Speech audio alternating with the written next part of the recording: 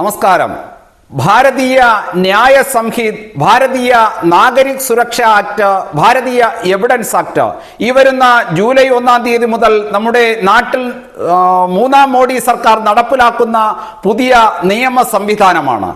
ഈ നാട്ടിലെ പൗരന്മാർക്ക് കൃത്യമായിട്ടുള്ള നിയമപരിരക്ഷ ഉറപ്പിക്കുവാൻ വേണ്ടിയിട്ട് നിർണായകമായിട്ടുള്ള ചരിത്ര പ്രാധാന്യമർഹിക്കുന്ന നിലപാടുമായിട്ട് മൂന്നാം മോഡി സർക്കാർ മുന്നോട്ട് പോകുമ്പോൾ രാഹുലിന്റെ നേതൃത്വത്തിലുള്ള പ്രതിപക്ഷ രാഷ്ട്രീയ പാർട്ടികൾ മമതയുടെയൊക്കെ താല്പര്യമനുസരിച്ചുകൊണ്ട് ഇത്തരത്തിലുള്ള ഒരു നിയമ നിർമ്മാണം അല്ലെങ്കിൽ ഇത്തരത്തിലുള്ള ഒരു നിയമം നടപ്പിലാക്കുന്ന തരത്തിലേക്ക് സർക്കാർ നീങ്ങാൻ പാടില്ല എന്നുള്ള മുന്നറിയിപ്പ് നൽകിയിരിക്കുകയാണ്.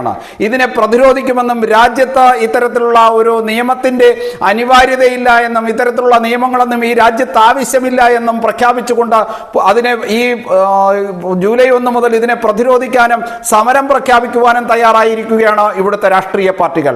അങ്ങ് ഡൽഹിയിൽ നമ്മുടെ രാജ്യത്തിന്റെ തലസ്ഥാന നഗരിയിൽ 10 വയസ്സായ പിഞ്ചുകുട്ടിയെ പോലും പൈശാചികമായിട്ട് ക്രൂരമായിട്ട് ബലാത്സംഗം ചെയ്ത് കൊലപ്പെടുത്തുന്ന സാഹചര്യം നിലനിൽക്കെ കാശ്മീർ മുതൽ ഇഞ്ഞ് കന്യാകുമാരി വരെ ഈ ഭാരതത്തിന്റെ ഓരോ പൗരനും സുരക്ഷിതനല്ല എന്നുള്ള സാഹചര്യം നിലനിൽക്കെ 1860 ബ്രിട്ടീഷുകാർ ഇവിടെ വിസർജിച്ചു പോയിട്ടുള്ള ഇവിടുത്തെ ക്രിമിനൽ സിവിൽ നിയമങ്ങളൊക്കെയാണ് ഈ രാജ്യത്ത് നിലനിൽക്കുന്നത് എന്നുള്ള ഒരു സാഹചര്യത്തിലൂടെ നമ്മുടെ നാട് കടന്നു പോകുമ്പോൾ വളരെ വ്യക്തമായിട്ട് ഈ നാടിലെ ഓരോ പൗരന്റെയും സംരക്ഷണം ഉറപ്പിക്കേണ്ടത് നിലവിൽ നാട് ഭരിക്കുന്ന സർക്കാരിന്റെ ഉത്തരവാദിത്വമാണെന്നിരിക്കെ കഴിഞ്ഞ 2-ാം മോഡി സർക്കാർ ആസൂത്രണം ചെയ്ത് നടപ്പിലാക്കിയ ആ നിയമമാണ് ഇപ്പോൾ 3-ാം മോഡി സർക്കാരിന്റെ കാലത്ത് നടപ്പിലാക്കുവാൻ വേണ്ടിയിട്ട് പ്രാബല്യത്തിൽ വരുന്നത്.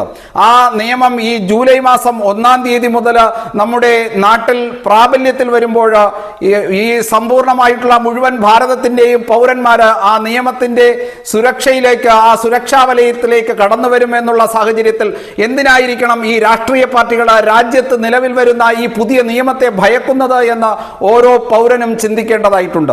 വളരെ വ്യക്തമായിട്ട് നമുക്കറിയാം, അഴിമതിയുടെയും കുംഭകോണത്തിന്റെയും സ്വജനപക്ഷപാതത്തിന്റെയും ഒക്കെ കാര്യത്തിൽ ഈ പ്രതിപക്ഷ രാഷ്ട്രീയ കൂട്ടായ്മ എന്ന് പറയുന്നത് ഒട്ടും പിന്നിലല്ല എന്നുള്ളത് വളരെ വ്യക്തമായിട്ട് നമുക്കറിയാം. ഈ രാഷ്ട്രീയ പാർട്ടിയുടെ നേതാക്കന്മാരൊക്കെ ജീവിതത്തിന്റെ ഏറെക്കാലവും ചിലവഴിക്കുന്നത് തീഹാർ ജയിലിലാണെന്നിരിക്കെ ഇവർക്ക് കൃത്യമായിട്ട് ഈ നാട്ടിൽ അരാജകത്വം നടമാടേണ്ടത് അവരുടെ അനിവാര്യത തന്നെയാണ്.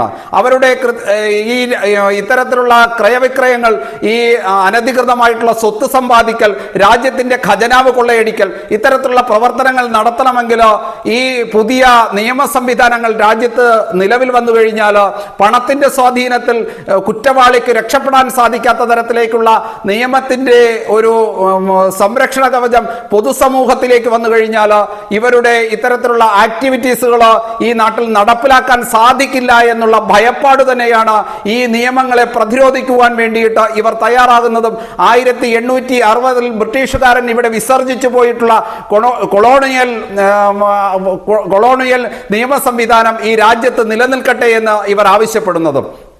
ഇന്ത്യൻ എവിഡൻസ് ആക്ടും ഇന്ത്യൻ പീനൽ കോഡും CRPCയും ഒക്കെ ഈ രാജ്യത്ത് നിന്ന് പടിയടച്ച് പിണ്ഡം വെക്കേണ്ട കാലഘട്ടം എന്നേ കഴിഞ്ഞുപോയി എങ്കിലും അതിന് ആർജവമുള്ള ഒരു സർക്കാർ സംവിധാനം ഈ നാളിതുവരെ നിലവിൽ വന്നില്ല എന്നുള്ള യാഥാർത്ഥ്യമെന്നിരിക്കെ ഇന്ന് കൃത്യമായിട്ട് ചരിത്രപരമായിട്ടുള്ള ഒരു തീരുമാനമെടുത്ത് ഈ ഭാരതത്തിന്റെ പൗരന്മാരുടെ ക്ഷേമത്തിനു വേണ്ടിയിട്ട് 3-ാം മോഡി സർക്കാർ മുന്നോട്ട് പോകുമ്പോൾ ഈ നിയമം ഈ നാട്ടിൽ പ്രാബല്യത്തിൽ വരുന്നതോടു കൂടിയിട്ട് ഈ നാട്ടിലെ കുറ്റകൃത്യങ്ങൾ അവസാനിക്കുമെന്നുള്ള ശുഭപ്രതീക്ഷയിൽ തന്നെയാണ് ദേശസ്നേഹികളായിട്ടുള്ള ഓരോ ഭാരതീയനും എന്നുള്ളത് നമുക്ക് ഇവിടെ അഭിമാനത്തോടു കൂടിയിട്ട് പറയാൻ സാധിക്കും. നന്ദി, നമസ്തേ.